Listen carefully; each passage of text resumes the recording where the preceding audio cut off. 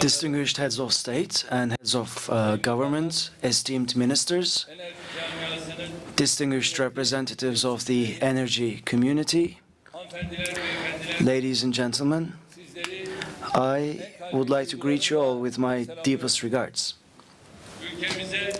And I also would like to say welcome to each and every one of you to Istanbul, a city that brings together continents and civilizations. Welcome once again.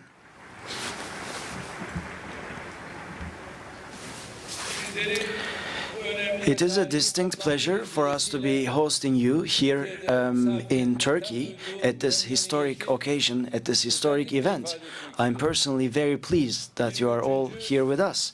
Here we are for the 23rd World Energy Congress, and I hope that this Congress brings about fruitful results for our country and for humanity at large. In addition to representatives of different countries, we have representation from international organizations, and we also have esteemed representation from the world of energy, and I hope that this is going to be a very successful Congress indeed. I also would like to compliment everyone who made this Congress, who made this event possible. Dear guests, dear friends, also dubbed the Energy Olympics of the world, this Congress is being organized in Turkey this time around, and as was previously mentioned, our motto is "Let's share for peace," and we adhere to this principle, and we want to bring this message to all different corners of the world. Our purpose, our objective is to make sure that this Congress is a fruitful opportunity for exchange of views regarding energy, and that also it is a platform for us to share our vision for the future. And also we are hoping to make sure that energy is a means for peace. As Turkey, at every international platform that we are present in, at every given opportunity, we highlight the importance of access to energy in Africa, and this very topic is one of the most important items on the agenda for this Congress as well. In May this year, we had the opportunity to discuss at length this topic at the Humanitarian Aid Summit that was organized here in Istanbul. Turkey's approach vis-à-vis Africa and the huge challenges that the continent encounters is rather different than the outlook of many countries that are interested in Africa. First of all, allow me to say that in the history of our country and our nation, we do not have the shame of colonialism, and I'd like to underscore this once again in your presence.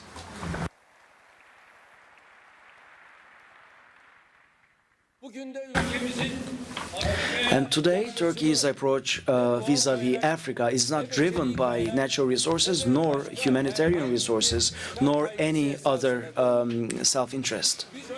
First and foremost, we are committed to further strengthening our historic ties with Central and Northern Africa, and these ties are based on solely humanitarian values and tenets. In addition to this, we are focusing on the entirety of Africa, and we are hoping to reach a helping hand to all who are oppressed and who are disadvantaged and underprivileged. What we're doing in Africa is driven by the principle of exploiting the opportunities in Africa with the Africans. Now, the expectation of the people in Africa is actually our finding solutions to their problems in an African way, not imposing things on them. With this perspective, during our presidency of the 2015 GT presidency, we focused on robust, sustainable, balanced growth, as well as being inclusive. We made this one of the basic principles of G20, and I think access to energy in the continent is one of the biggest barriers in front of these targets. unless we solve the problem of energy, we will not be able to talk about development, investments, growth, healthcare, nutrition, or heating. Now, as you all appreciate, all around the world, there are 1.1 billion people who do not have access to electricity, and 650 million of these people live in sub-Saharan Africa. As the Northern Hemisphere lives in prosperity and in riches, the Southern Hemisphere is actually having a difficult time meeting their most basic needs. Because of the urgency of the situation in the region, we have concentrated our efforts on this continent. During our presidency, during our term at the G20, we devised an access to energy action plan within the G20, which we thought was very important to implement. And I believe that this is going to help coordinate efforts in this realm. Dear guests, Turkey is largely dependent on other countries in terms of energy. Additionally, Turkey, especially in the last 14 years, has achieved above the average growth in its economy, and this means that our energy demand increases by 6 to 8% per annum, which is something that needs to be reckoned with. In addition to meeting this need, we also need to focus on our energy security. We also need to diversify our energy mix, and we are working to this end with rigor. Turkey is in close proximity to the Middle East, to the Caspian Basin, and actually 2/3 of the natural gas reserves of the world. And in this region, of course, there is a need to bring energy to global markets, and we have actually been a pioneer in many groundbreaking projects. The Blue Stream project focused on Iran, Baku, Tbilisi, Erzurum, and Turkey-Greece natural gas interconnection projects have all certified Turkey's importance on a global scale. We are focusing on the Azerbaijani oil, and we are also focusing on the Baku-Tbilisi-Ceyhan pipeline, which we also implemented. And again, in conjunction with Azerbaijan, we launched the Trans-Anatolian natural gas pipeline, the TANAP, the so-called TANAP project. We are working on it currently, and there is going to be a continuation of this, which will be the Trans-Adriatic pipeline. And thanks to these efforts, the Azeri gas is going to be brought to Turkey as well as the European markets at large. And we are hoping that the Turkmenistan gas is also a part of this project. Currently, we are purchasing gas from Russia through the Balkans, and we are hoping to transport this gas via the Black Sea, which is called the Turkish Stream, and we are continuing our work in this regard. And we believe that this is a step in the right direction. The second phase of this project will be developed based on the outlook of the European natural gas markets. On the other hand, Eastern Mediterranean gas is presenting itself as a new alternative in our diversification efforts. And according to studies, this gas will be transmitted to other places via Turkey in the most profitable fashion, and we are on the verge of actually implementing new projects to increase Turkey's standing in the global world of energy. We are going to be implementing large-scale projects in the near future, and this is going to enable us to to actually make Turkey a reliable partner for the region, for the neighboring nations.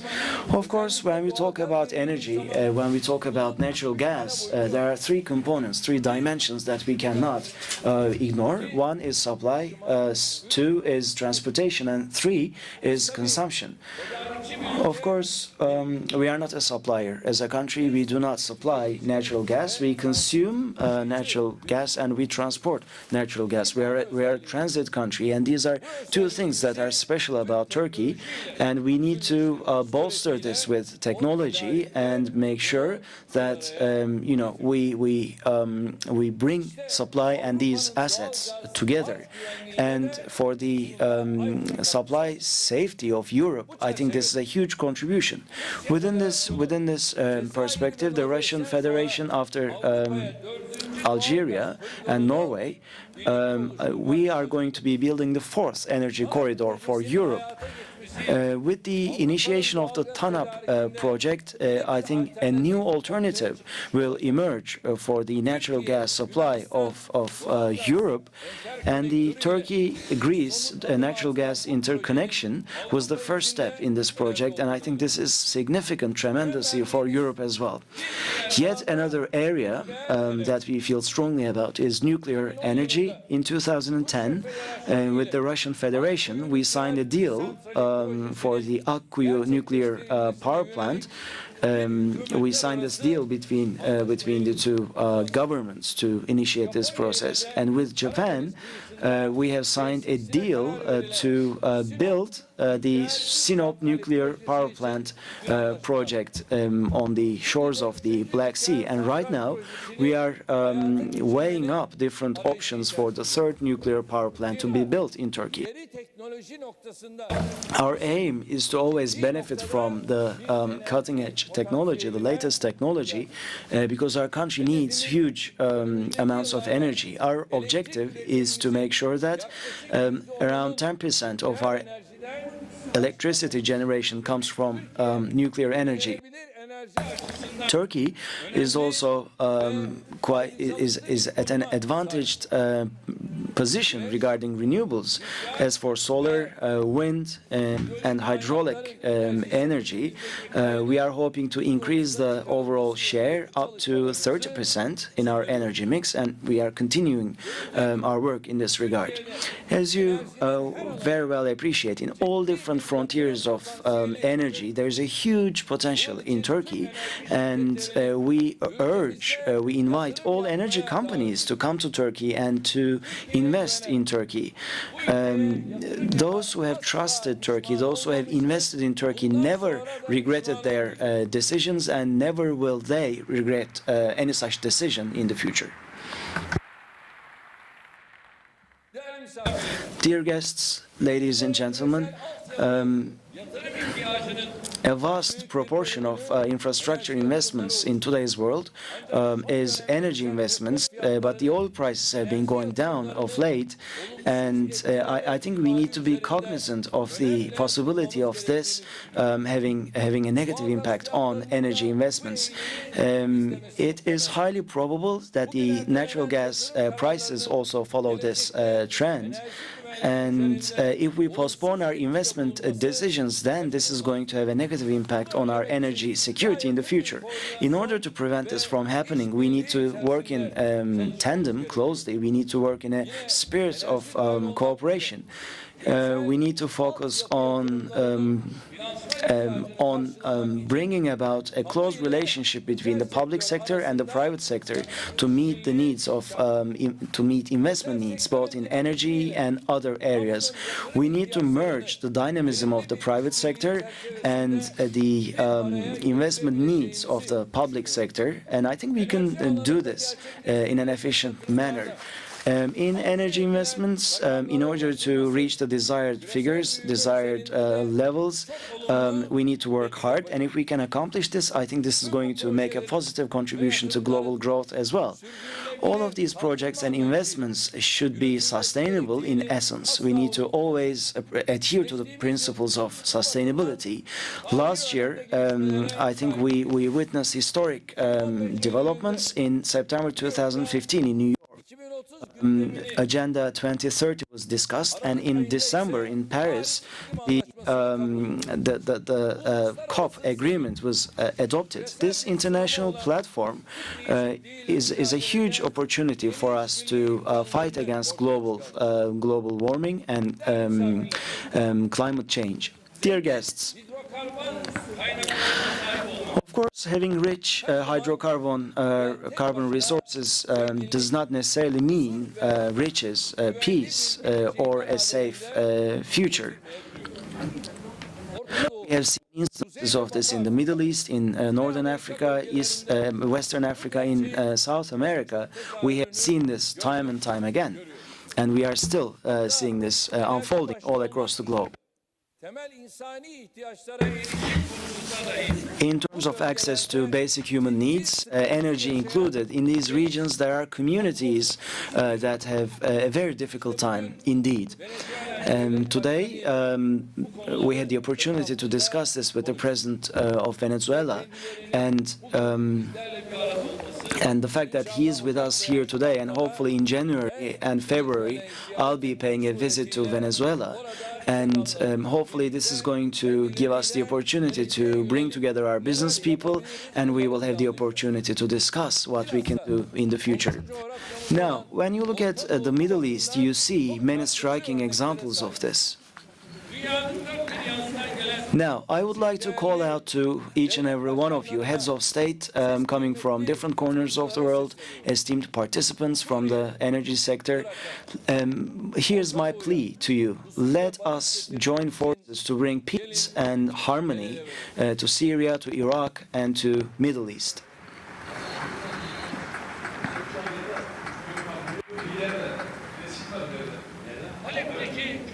A young child in Aleppo, when he looks out to the horizon, he should be full of optimism. But today in Aleppo, kids looking out on the horizon only see helicopters and warplanes that target them, that sadly bomb them. In Mosul, a child who looks out on the horizon should dream of a free future. But today, kids in Mosul, when they envisage the future, all they see is the atrocities committed by Daesh and the threat of sectarianism that might follow Daesh should they cease to exist. That's why we are saying that we need to work together to put an end to the conflicts in Syria and to make sure that we can bring humanitarian aid to those who are in need. Let us join forces and let us work towards this end.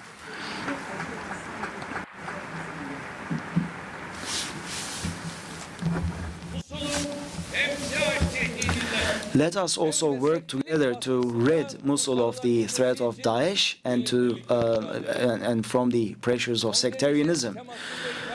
As is mentioned in the theme of our Congress, let's join forces and let's make the best use of our opportunities, of our resources for peace. Let us join forces to embrace new horizons.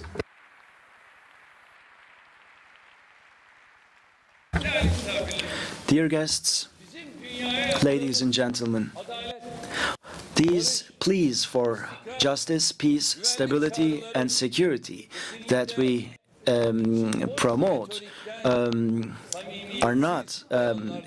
cannot be described as empty rhetoric or dishonest statements. To the contrary, every value that we advocate, these are values that we have paid a very high price for, and we have experienced this quite a few times. Sometimes the price that we pay is financial during economic crises, and sometimes we pay this price in blood, just like what happened in the 15th of July coup attempt. About 3 months ago, members of the Gülenist terrorist organization who infiltrated in our military attempted a coup against our democracy, against our nation, against our independence.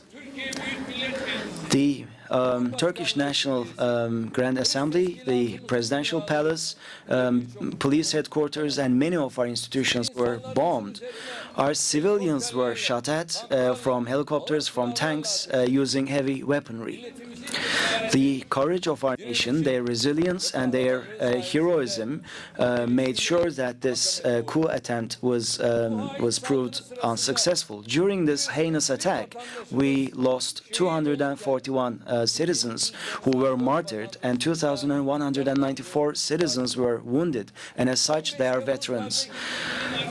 Behind the 15th of July coup attempt, there is the Gülenist terrorist organization and the ringleader who resides in Pennsylvania in the US. And only 3 months after this coup attempt, here you are in Istanbul, and by coming to Istanbul, you are exhibiting solidarity with our nation, with our democracy, with our country. And on behalf of myself, on behalf of my nation, I thank you for this.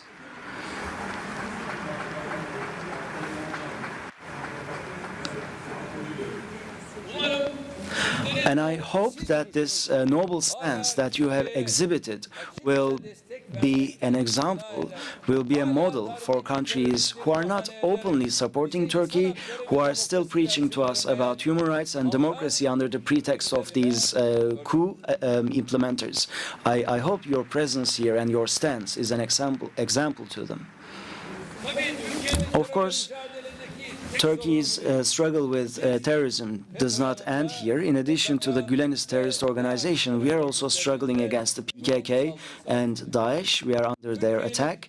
And one of the reasons why Turkey is interested in Syria and Iraq is the fact that Daesh and PKK, YPG are operating in these countries, and they are targeting Turkey from these places. Daesh has carried out attacks in Ankara, Istanbul, Gaziantep, and Diyarbakir provinces and claimed the lives of hundreds of our citizens. They have executed suicide bomb attacks. And the PKK almost every day in different cities in Turkey are targeting our law enforcement officers and our civilians, our citizens. Yesterday, 18 soldiers and civilians were martyred by the PKK, and today they are being buried as we speak. The day before in Ankara, they were in preparation of a vehicle bomb attack. 2 PKK militants were seized by they were going to be seized by our law enforcement officers. That was when they exploded themselves. And in addition to all of these atrocities, well, also taking this opportunity, I would like to offer my condolences to all our fallen soldiers and our citizens. And I would like to reiterate that these heinous attacks will never succeed in their objectives. These attacks are being thwarted thanks to the successful maneuvers carried out by our security officers, and I think these are the these terrorist organizations are in their dying stages, dying throes, and we have the determination and will to put an end to all these attacks. But of course, terrorism is a global ill. And that's why other countries should support Turkey in this endeavor. And just like we are fighting against these terrorist organizations in Turkey, we should also focus on Syria and Iraq, and I believe that we have the same right to carry out a campaign against these terrorist organizations. Our existence in Syria and Iraq is not discretionary. It is a necessity for us, and for security of energy resources, we need to make sure that we rid these regions of terrorists and terrorist organizations. So actually, we are fighting for our national security, but for the energy security of the world as well. And through you, I would like you to share these messages, share these sentiments with everyone involved. With these sentiments, I would like to compliment everyone who made this event possible. I hope this Congress is a huge success and brings about successful results for the energy sector and for humanity at large. I'd like to extend my gratitude once again to everyone who made this event possible, and I greet you, each and every one of you, on behalf of myself and my nation. Thank you very much indeed.